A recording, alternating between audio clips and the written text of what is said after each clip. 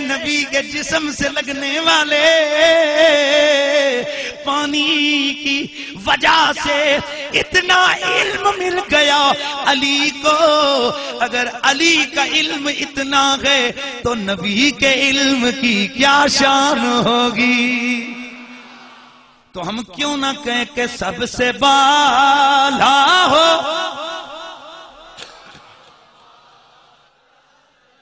پیار سے آواز آئے سب سے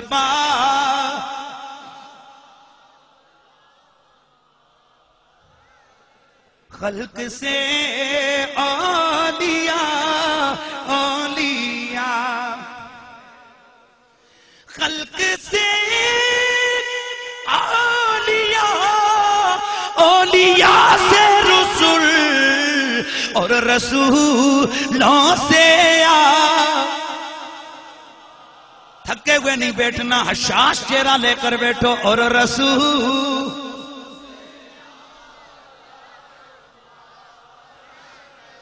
میرے نبی کا علم کتنا ہے. میرے کریم نبی نے فرمایا لوگو ان اللہ تعالی رفع لی الدنیا وانا انظر الیہ وإلی ما هو قائل فیہا الی یوم القیامہ کأنما انظر الی کفی ھذا. اے جڑے سامنے بیٹھے نا سنگیا موڈ بڑھا کے انج نہیں ذرا چس نال ویو مینوں بھی پتہ چلے نا. میرے کریم نبی نے فرمایا لوگو اللہ نے میرے لیے یہ ساری کائنات اس طرح عیاں فرما دی. میں قیامت تک ہونے والے ہر واقعے کو اس طرح دیکھ رہا ہوں جیسے مجھے اپنے ہاتھ کی ہتھیلی نظر آ رہی ہے. اور میرے نبی نے فرمایا علمت علم الاولین والآخرین.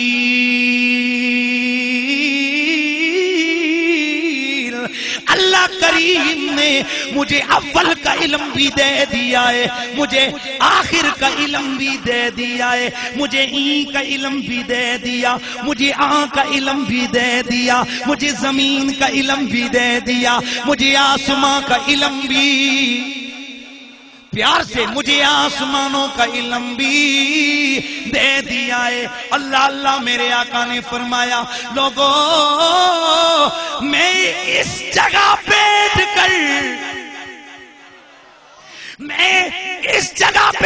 کر تمہیں یہ خبر دے رہا ہوں کہ جب میرا مہدی مکے میں آئے گا, پھر میرا مہدی جہاد فرمائے گا, پھر وہ ترکی تک فتح کرتے کرتے کرتے چلے جائیں گے. ان کے ساتھ اس وقت چنے ہوئے لوگ ہوں گے. فرمائے اتنے میں شیطان یہ خبر اڑائے گا کہ لو مکہ پہ حملہ ہو گیا ہے. حضرت امام مہدی 10 بندوں کو توجہ رہے, حضرت امام مہدی 10 سواروں کو چنیں گے, جاؤ تم پتہ کر کے آؤ کہ کیا ایسا ہوا ہے یا نہیں. میرے آقا فرماتے ہیں رب کعبہ کی قسم میں ان سواروں کو بھی جانتا ہوں, ان کے باپوں کا بھی مجھے نام آتا ہے, اور جس رنگ کے گھوڑوں پہ بیٹھ کر وہ جائیں گے مجھے ان کے گھوڑوں کا رنگ بھی پتا ہے.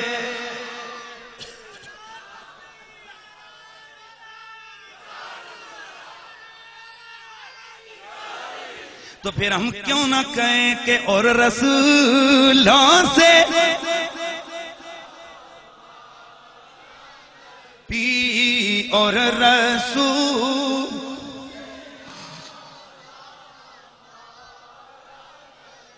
انا آتینا کل کوثر. او سونا حبیب ہم نے آپ کو کثرت علم عطا فرمائی ہے. امام راضی فرماتے ہیں کوثر کا ایک معنی اور ہے. اور راضی جلدی بولو. امام راضی نے فرمایا کوثر سے مراد ہے معجزہ. کیا مراد ہے؟ اونچا بولو. کوثر سے مراد معجزہ. تو اب مانا ہوگا انا آتینا کل کوثر، آ میرا سونا حبیب، ہم نے آپ کو معجزوں کی کثرت عطا فرمائی ہے، بلکہ یہاں تک کہ میرے رب کے قرآن نے ایک وضاحت اور کر دی ہے، فرمایا لقد قد جاءکم برہان من ربکم، او لوگو میرا نبی اتنے کمال والا گئے کہ یہ سر سے لے کر پاؤں تک خود معجزہ بن کے آیا ہے۔ توجہ ہے، کثرت معجزات کی۔ اب میں ذرا ایک چند وضاحت کی جملہ عرض کروں۔ یہ کل کائنات ہے نا، کل کائنات، اس میں میرے نبی کا نام چلتا ہے۔ تھک گئے بولے تجھے؟ میرے نبی کا اختیار چلتا ہے، میرے نبی کی مرضی چلتی ہے۔ وہ لعنتی ہے جو یہ کہے کہ جی نبی کا کوئی اختیار نہیں، وہ گندا ہے کہ جو یہ کہے کہ نبی کو کوئی پتہ نہیں، وہ بے وقوف ہے، وہ جاہل ہے، اس کو اٹھا کر گندے نالا لئی میں ڈالا جائے، گندے نالے میں پھینکا جائے اس گندے عقیدے کو جس میں یہ دعوت دی جاتی ہے بس صرف اللہ ہے، باقی تو کچھ بھی نہیں ہے۔ اگر باقی کچھ نہیں ہے تو اللہ نے ویسے ہی اتنے نبیوں کو بھیجا ہے۔ پھر اللہ کو چاہیے تھا نا جماعتیں بڑھا کے بھیج دیتا، تو بستریاں لیں، تو لوٹیاں لیں، تو ٹینڈل ہیں، تو پنڈل ہیں، تو پنڈل ہیں، جاؤ۔ اگر اللہ کے بغیر اور کوئی نہیں تو پھر یہ نبیوں اور ولیوں کا تصور قرآن نے کیوں دیا ہے؟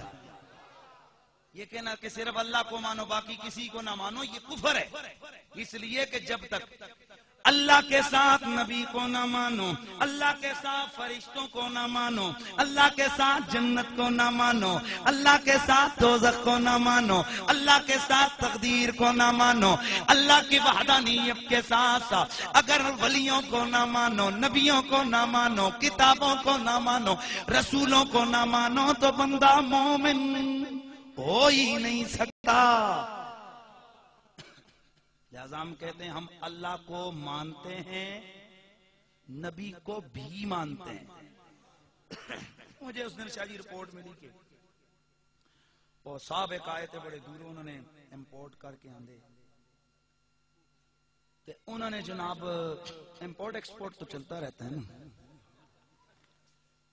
انہوں نے آ کر جناب دعوت دی، انہوں نے کہنے لگا جی نعرے لاؤ، کون اللہ ہی،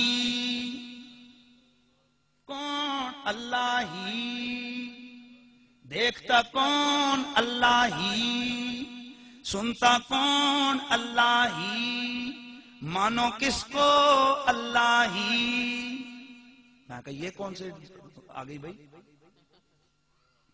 اگر یہ قانون رکھا جائے کہ اللہ ہی کو مانو باقی کسی کو نہ مانو تو یہ تو کفر ہے، اس لیے کہ اللہ کو تو ماننا ہی ماننا ہے، نبی کو بھی ماننا پڑتا ہے، فرشتوں کو بھی ماننا پڑتا ہے، رسولوں کو بھی ماننا پڑتا ہے، ولیوں کو، کتابوں کو، قیامت کو۔ ہاں صرف ہی اتے کام نہیں ہوتا، نال بھی لانا پڑتا ہے۔ تو پھر ہم کیوں نہ کہیں کہ کرم بدلی رسولوں کی ہو،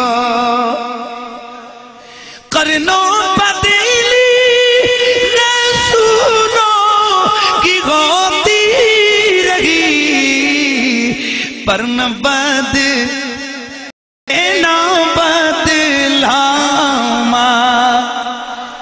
پیار سے آئیے آواز، پر نہ بدلے نہ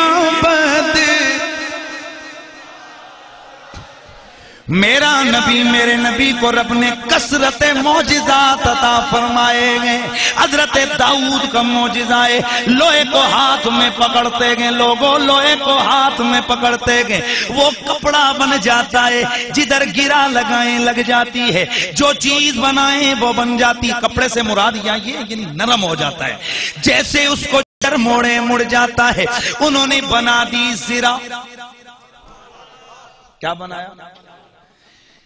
لوہا نرم ہو گیا ہے، لوہا نرم ہو گیا ہے۔ تو لوگوں لوہا نرم ہونا یہ تو عقل میں آتا ہے، بھٹی میں ڈالو لوہا پگھل جاتا ہے، سریا بنتا ہے، برتن بنتے